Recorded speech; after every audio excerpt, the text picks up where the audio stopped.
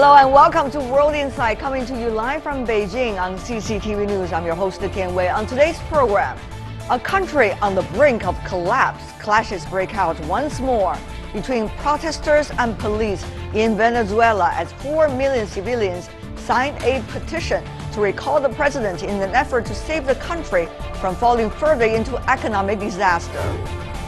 And making 2 decades of cooperation, Russia became a full dialogue partner of ASEAN 20 years ago. But what has the mechanism achieved since then? We take a look at the track record of the collaboration. And we begin today's show with Venezuela crisis, with the Venezuelan economy in free fall, massive energy shortages, and President Nicolas Maduro renewing a state of emergency and calling for military exercises. Many are predicting a political upheaval and state collapse in the Latin American country. And if it does happen, some say, what impact would they have? Before our discussion, let's take a look at this. A crisis deepening. Thousands of protesters have marched in cities across Venezuela in what is being estimated as the biggest wave of opposition rallies. They're demanding a referendum to recall embattled President Nicolas Maduro.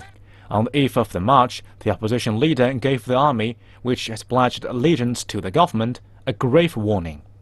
The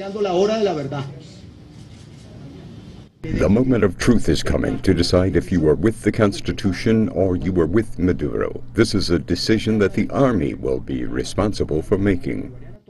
Maduro has rejected a referendum drive and instead announced a 60-day state of emergency across the country last Friday. This expanded on a more limited economic emergency he had declared in January. He also ordered military exercises over the weekend to counter alleged plans for what he called armed intervention. The president has spoken about the existence of an alleged plot orchestrated by the U.S.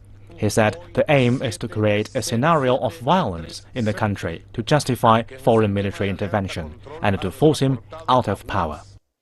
It is very serious, and I make a complaint before the good world, before the world that wants peace.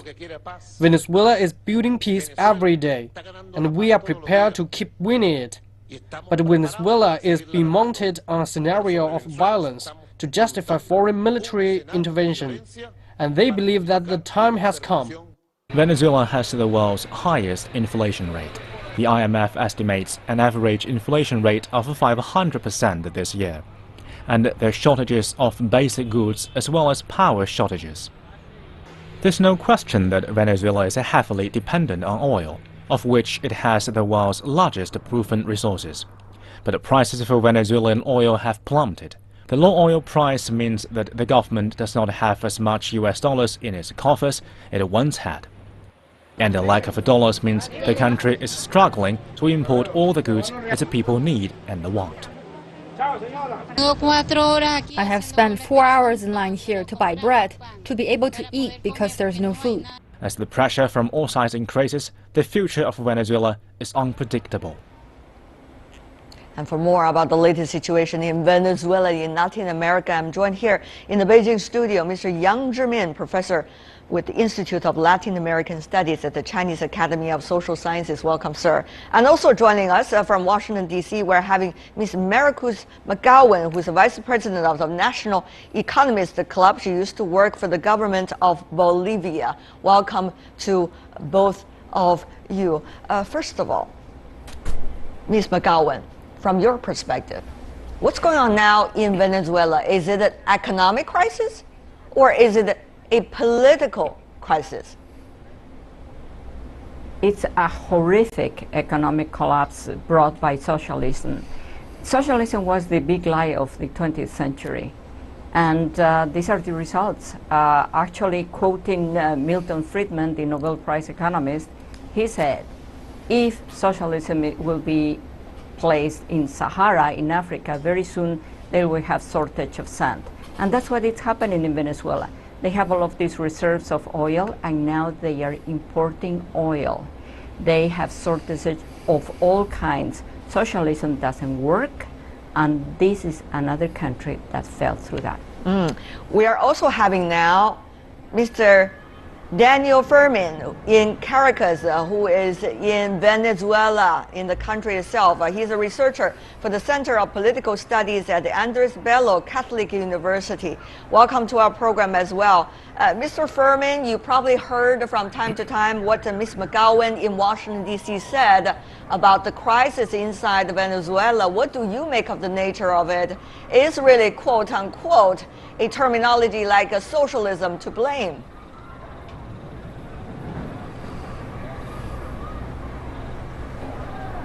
Well, first of all, thank you for having me on your program.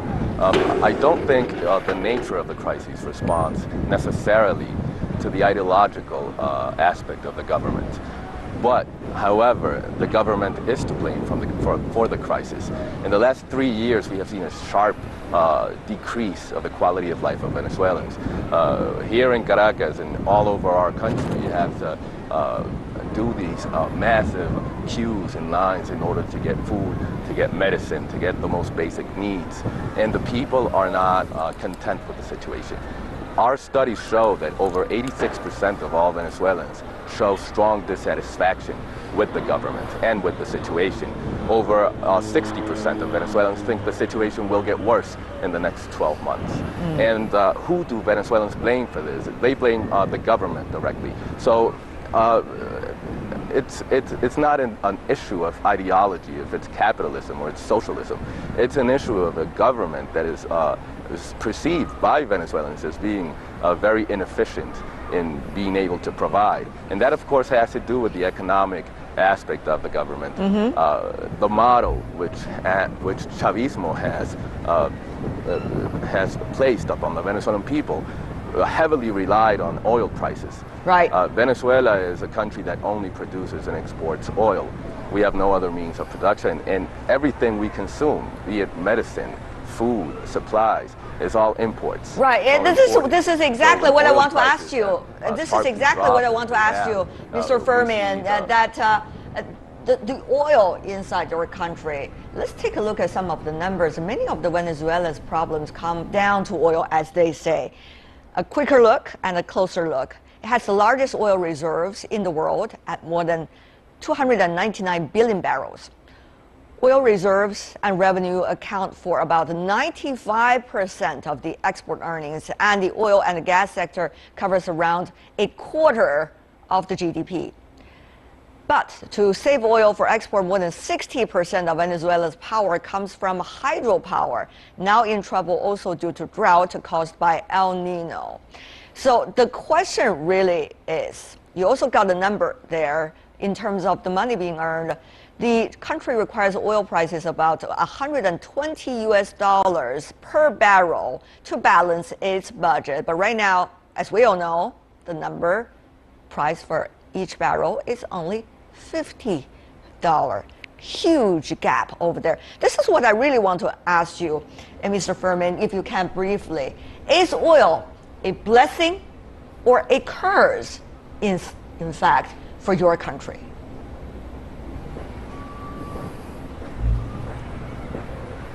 Well, it has been a blessing, and it was a blessing for most of the 20th century. Oil provided us with the means for development, for economic development, for social development.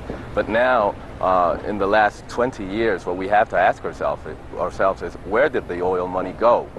Other oil-producing countries are not going through this crisis because they saved up for rainy days. They had the provision to save and invest their oil revenue into sustainable activities. Venezuela has not diversified their economy. The government spent all of the money, and corruption ran rampant. And that is the consequence that we're seeing right now. We ran out of money. We spent the money.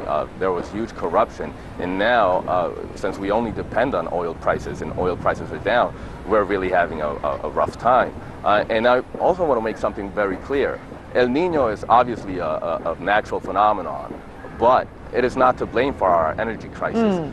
Venezuela has not built any dams. Venezuela has not built any hydroelectric plants since 1997.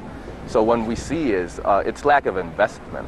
in the energy sector, which is controlled by the government, that has us Venezuelans going through power shortages and blackouts all over the country. I see. Mr. Yang here in Beijing, whether you agree with an ideology is something to blame or not, we'll leave it to you to explain. But on the other hand, where did it begin in terms of the failed policies when it comes to economic development in Venezuela? And can the current administration, Mr. Maduro, by claiming emergency of the state, be able to buy time and try to solicit all the possible strengths in order to change the policy for the right direction? I think it's very difficult. I think now, judging from the situation happening in Venezuela, it's more than the political crisis or economic crisis. I think more than that, maybe we should add the energy crisis and social crisis. So I think even Maduro announced the emergency, the state of emergency. It's not enough to change the performance of the economy and the political situation, because Venezuelan the crisis, I think for one hand it's come from the external environment, and most important in the domestic affairs. So how to in a difficult time find solutions is very important, but right. It's a little bit late for him. A little bit late for him, for President Maduro. That's, of course, your personal opinion. Let me come back to you, Mr. Furman. In the end of last year, you've already seen the opposition party of your country being the majority of the Congress, the parliament. That seemed to already a very clear message the public sent to the current administration. And now you've got two parties at different offices. Can they be able to come up with certain kinds of consensus?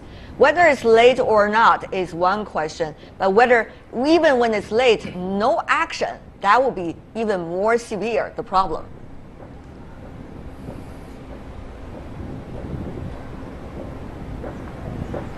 Well, President Maduro is not acknowledging how legitimate the National Assembly is right now. As you know, in Venezuela in December, we had elections and the opposition won a landslide, winning the supermajority in the Congress. So what we're seeing now is a conflict between branches of power that is really not doing much to resolve the situation. I do see the necessity of dialogue between the parts, but I don't see it happening in the near future, because what I see is President Maduro going very strongly against the National Assembly, which is controlled by the opposition, and the opposition's agenda is for political change. They want to recall Mr. Maduro, which is an instrument that is in our Constitution, the ability to call for a recall referendum on Mr. Maduro's term. And the whole government and the state itself is very strongly placing obstacles upon this referendum or this possibility of holding a referendum, because they see it as an election that they cannot win. So I do see that both parties, or both parties should sit down and try to resolve the crisis. That is what logic and common sense dictates, and what the crisis dictates. But I don't see it happening. I see two parties that are very entrenched in their positions and not talking to one another. And that is, in most part, the responsibility of Mr. Maduro, because he refuses to acknowledge the opposition as legitimate actors. All right. Ms. McGowan, of course you're in Washington, D.C. You're not originally from Venezuela, but certainly from also an important country, Bolivia, inside Latin America. Let me ask you about your personal judgment as to how things likely to evolve. Now we see protesters on the streets of Venezuela. We see political crisis, economic crisis, all happen at the same time and also intertwined. We see the governing party inside the administration not working necessarily with the assembly. So what can we next predict likely to happen in the country? Can regional players in Latin America be able to help the country a bit out of the crisis moment, at least for now? Well, at the moment, the country is already suffering from violence, tremendous violence. Just this morning, a man was burned alive by the mob because he was accused of stealing a comparable amount of money, comparable to $5, and people were cheering while he was being burned alive on the streets. But what it needs to be done immediately is for President Maduro to leave. I don't see any other solution. I maintain that it's socialism. There are no excuses here. They stopped building dams in 1997. Chavez started in 1998. Other oil-producing countries, as my colleague said, they don't have this kind of problems because they diversified, they allowed foreign investment, which Maduro did not or Chavez did not. However, there's one small hope that I see here. They allow China to get loans from China and investments from China. I think China is their hope right now, and they could probably bail them out one more time, but with conditions. They cannot just continue giving money. They have to put the condition first Maduro leaves. And China will have to apply the models that they have, especially in foreign trade. China has been very successful in that area. That's what needs to be done in Venezuela immediately. I fear the violence that we are already seeing. Right. We all fear around the world about violence inside any country, in Venezuela as well. Mr. Yang, since Ms. McGowan talked about China, even though China is such a far away partner, I mean, the United States, Brazil, Argentina, these are countries much nearby. But what do you make of the loans that China lent to Venezuela in order to quote-unquote bail the country out, at least temporarily? But of course, those loans have not yet been returned to China. What does China make of this kinds of relationship with Venezuela, and particularly at the crisis moment? I think your question makes me think of a saying, a friend in need is friend indeed. So I think for one hand, China and Venezuela are good friends, have the traditional good relationship. On the other hand, the two countries have very good commercial relations. You mentioned that the Chinese banks or financial institutions gave the loans to Venezuela, and also we found the very creative model. We call it the loan for oil. I think it's a win-win solution. So, but what about at this moment? At this moment, I think... I mean, every country has its own economy to worry about and also to care about. And of course, a certain kinds of a stable and win-win situation has to be the solution. So very briefly from you, and then I'll go to our Venezuela colleague. So I think in a difficult time, we should not forget the good time we have spent together with Venezuela. So in difficult time, I think, for one hand, we can do our best to help the country. I think we have our own conditions.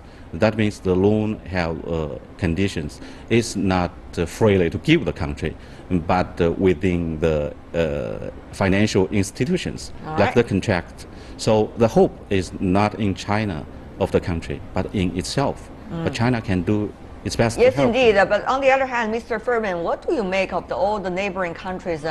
Brazil now also in its own political crisis.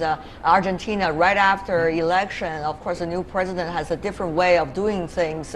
Whether to have a new relationship with Venezuela is another thing. And the United States, quote unquote, namely relying on the regional powers, namely meaning doing nothing about what's going on inside Venezuela. What do you make of the latest situation? And can Venezuela itself be able to dig itself out of this crisis?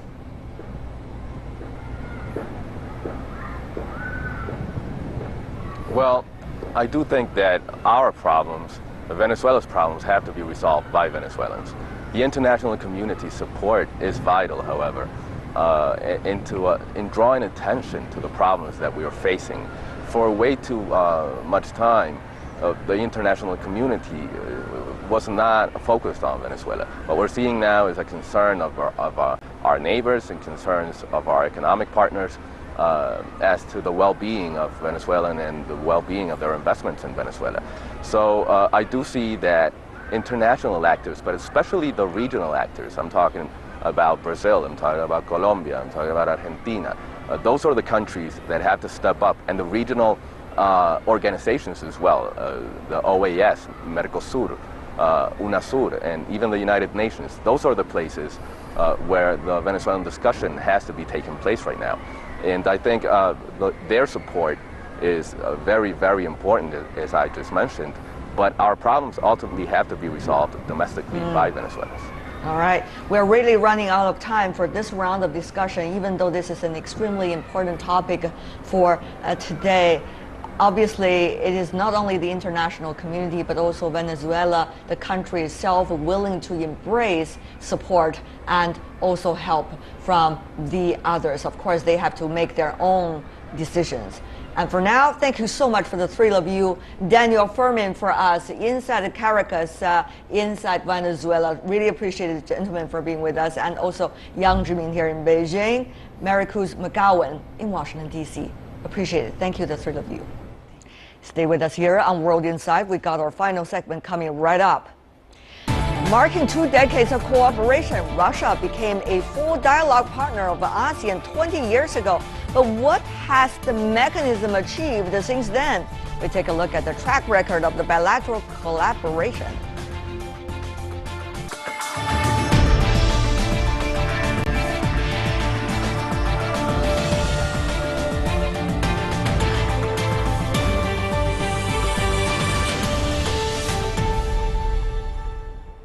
Welcome back. You're watching World Insight on CCTV News. Now we turn to Russia, where the Russia-ASEAN Summit is being held in the southern city of Sochi.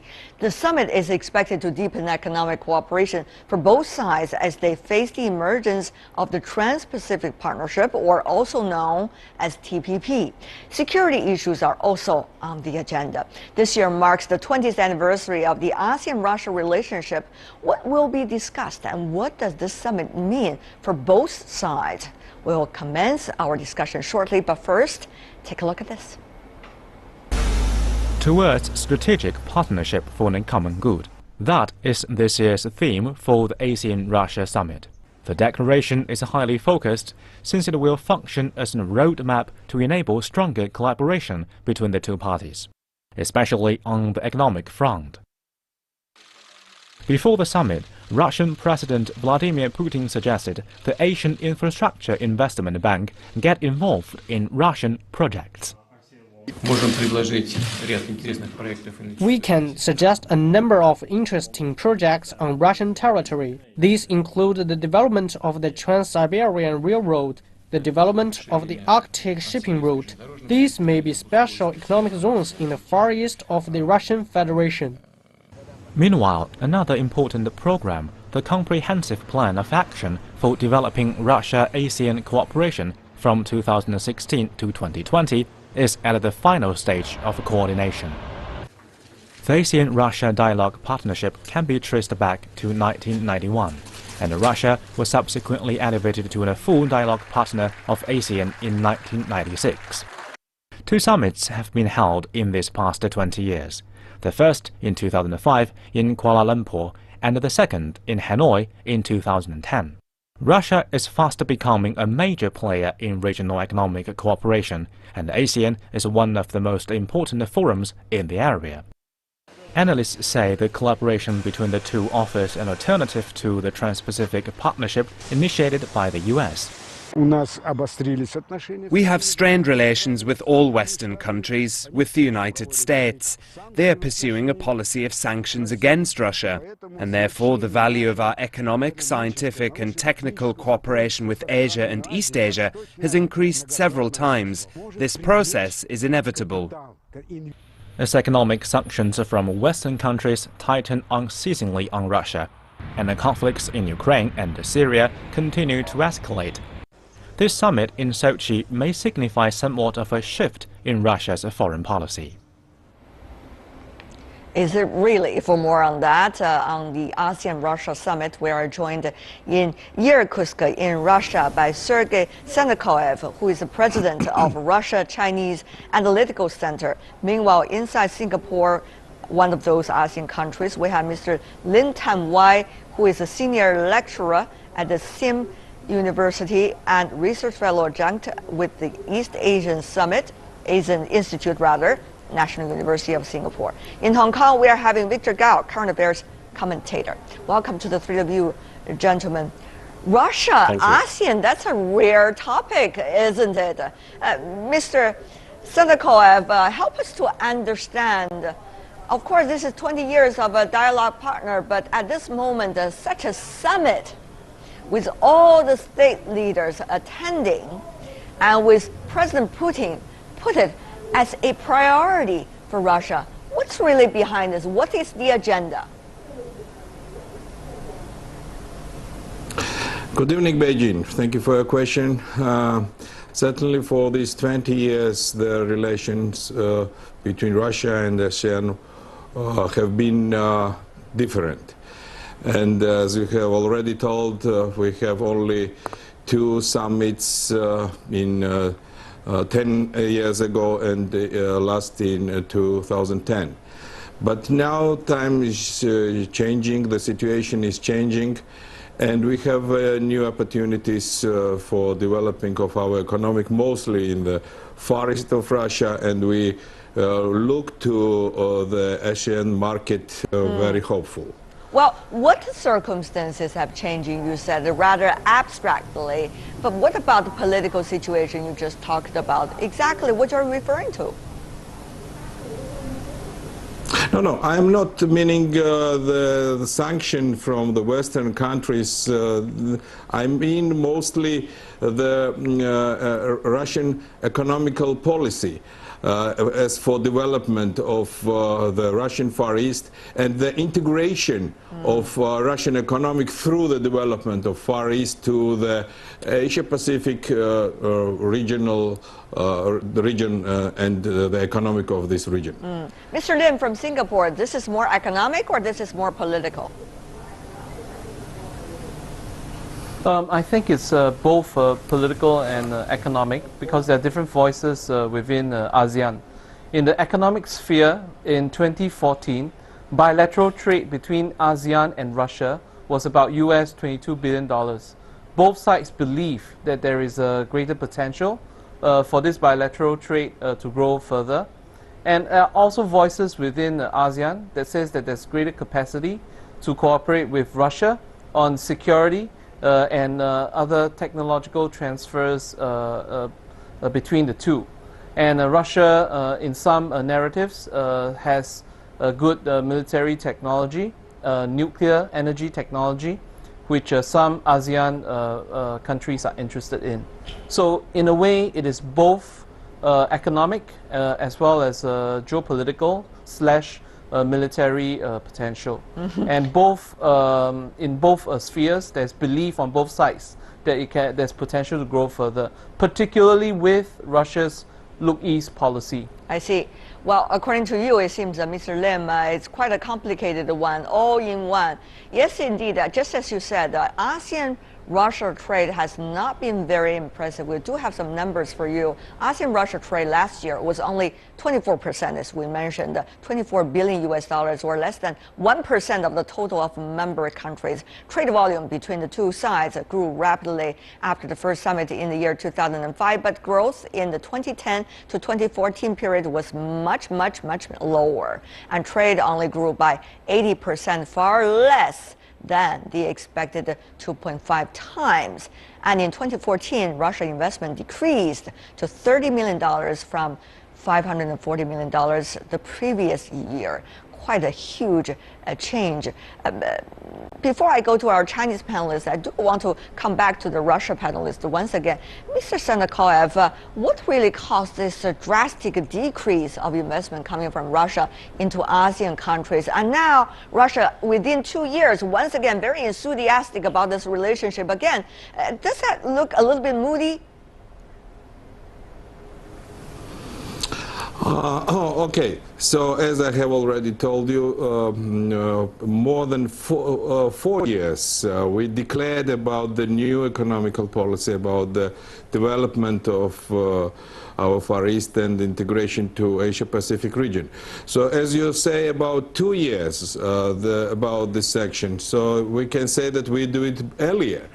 So we know that this market is growing more speedily than the world market, and we know about new opportunities for Russian economic. We hope that we would have new markets for Russian products, mostly not only high-tech, as we have already had, military or nuclear or space industry, but also agriculture and other production.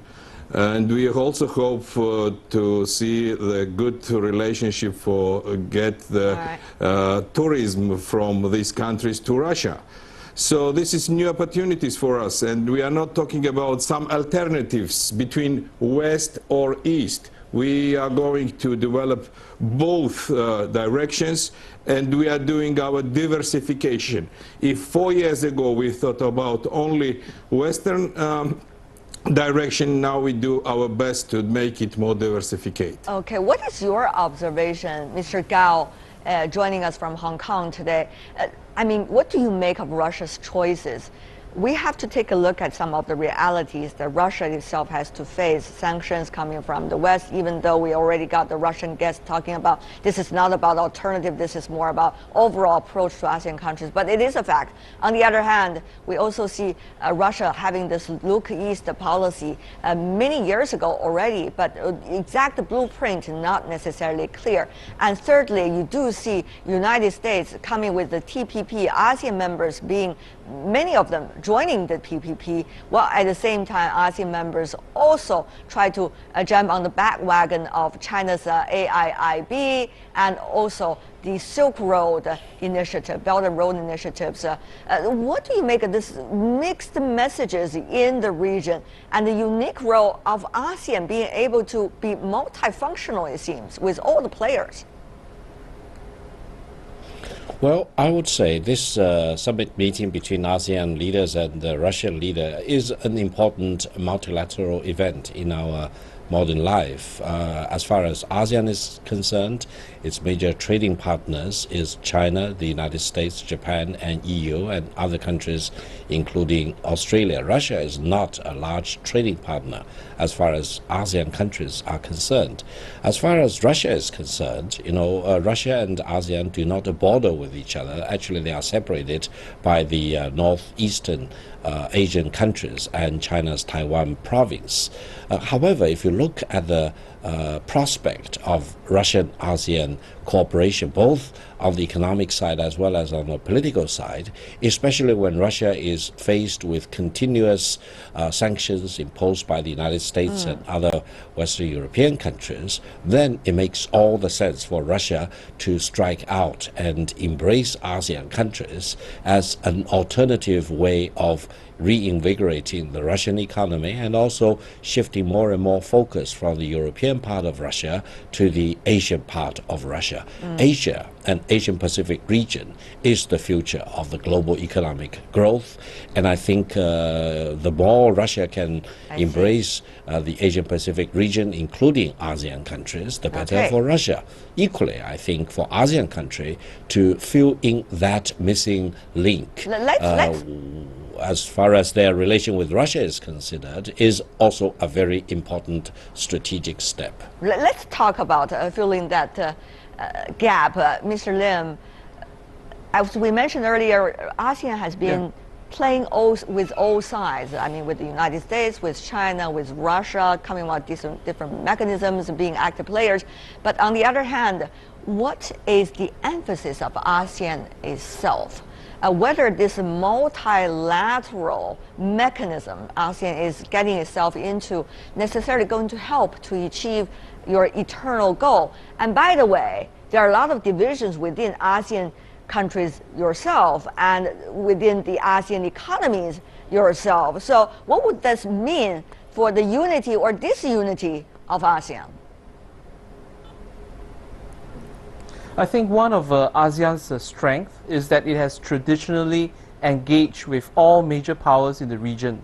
And this includes, of course, the US, Japan, India, Australia, and Russia is included as well.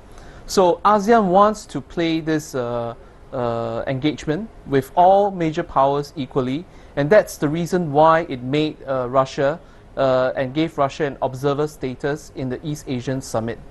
And also ASEAN countries believe in regionalism, in promoting trade, and therefore some ASEAN countries have engaged in TPP, others have also engaged with China's AIIB, and in Russia's case, there are some voices on both sides that there could be connection made between ASEAN with the Eurasian Economic Community as well as the Shanghai Cooperation Organization. So ASEAN countries believe that with greater multilateralism, with greater regionalism, it can engage all major powers, and also this would benefit free trade as a whole when economies become increasingly integrated with each other. You could say this is competing mechanism. You could say it is complementary toward one another. So, Mr. Sanakov, may I ask you about the Eurasian Economic Union and also the existence of the SCO? I mean, to what stage has that union, the Eurasian Economic Union, been developed?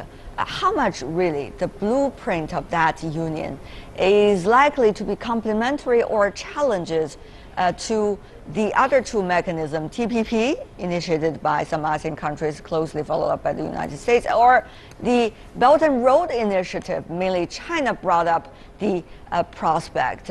What do you make of it, the comparison?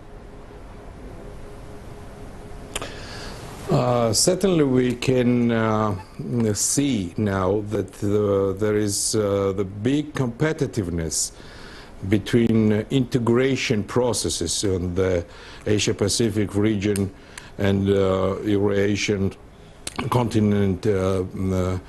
I mean integration processes which is held from USA, like PPT, and other integration processes which is, for example, ISO or maybe Eurasian Economical Council, sorry, Union. And as we know, we have now the new opportunities with the collaborator of one belt, one way, Chinese policy, foreign policy, and Russian construction of Eurasian Economical Union. So this all integration processes means that we are going to open the markets and make even the free economical zone on the whole Eurasian continent. And it will be certainly very good opportunities for all countries, also Asian countries. And what we would have if it would be the PPT, I don't know exactly, because nobody knows exactly what the rules of PPT now. But more security means that we would have more open policy, and we would have better cooperation in our region between us. Mr. Gao, what do you make of the comparison, the three mechanisms? Once again, I want to mention TPP, Trans-Pacific Partnership, and also Belt and Road Initiative, and so-called Eurasian Economic Union. Well, first of all, as far as TPP is concerned, I'm doubtful whether it will be approved by the U.S. government and the U.S. Congress during the remaining term of President Obama's presidency. And it's even more doubtful whether either Hillary Clinton or Mr. Trump would witness the approval of the TPP within the U.S. Congress. So the future prospect of TPP itself remains very doubtful. Further, I would say for TPP to be successful, it needs to be a real champion of free trade rather than a misguided step aimed at politicizing or ideologizing free trade. And TPP right now does not negotiate with China for China's admission to TPP. And by excluding China out of TPP, I'm also doubtful whether TPP itself will be successful. Further, I would say ASEAN countries and other Asian countries should really be champions of free trade, and we need to embrace all kinds of multilateral and international arrangements aimed at achieving free trade itself. But we need to be wary or careful about other trading arrangements which are actually designed for excluding other countries out of the framework. And I'm afraid that TPP actually has at least some tinge of that exclusiveness, rather than welcoming all countries to join. Therefore, I think it gives more reason for ASEAN countries and Asian countries to come up with a more inclusive trading arrangement. Let's go for to Mr. better advancement of trading purposes of these countries. I'm sorry, I have to cut you short because we have a very limited time over there. Let me go to our ASEAN panelist, Lim Tan Wei from Singapore. What do you make of the comments from the other two gentlemen? And also, having your basket with more eggs, of course, not only TPP, Belt and Road Initiative, Eurasian Economic Union, is it really going to help the ASEAN countries? I think all these regional arrangements and free trade agreements have their own respective comparative advantage. For example, in the Trans-Pacific Partnership, we only have about 20 seconds left, if you can, sir. Yep. Okay. We have about golden standards for the fast mover economies in ASEAN. For AIIB, we have connectivity projects. We have also funding that's available for infrastructure building. And in the case of Russia, for the Eurasian Economic Community, there could be access into the Central Asian region. So all of them play different roles, have different comparative strengths for ASEAN. I'm really sorry to cut sometimes to your answers short because we got three gentlemen all providing answers and we have limited time. But for now, I really appreciate the three of you's efforts in coming up with more insights. Lim Tan Wei, Sergei Senakoev, and Victor Gao. Really appreciate, gentlemen, for being with us. Thank you so much. Thank you. And that is all the time we have for today. If you'd like to see more of a program, visit our website. Just type in World Insight CCTV News into your search engine. You will be able to find us. Or you can also check out our YouTube channel. From me, Tian Wei, and everyone at the World Insight team, thanks for watching. Tune in again tomorrow for more insights from across China and around the world. Good night.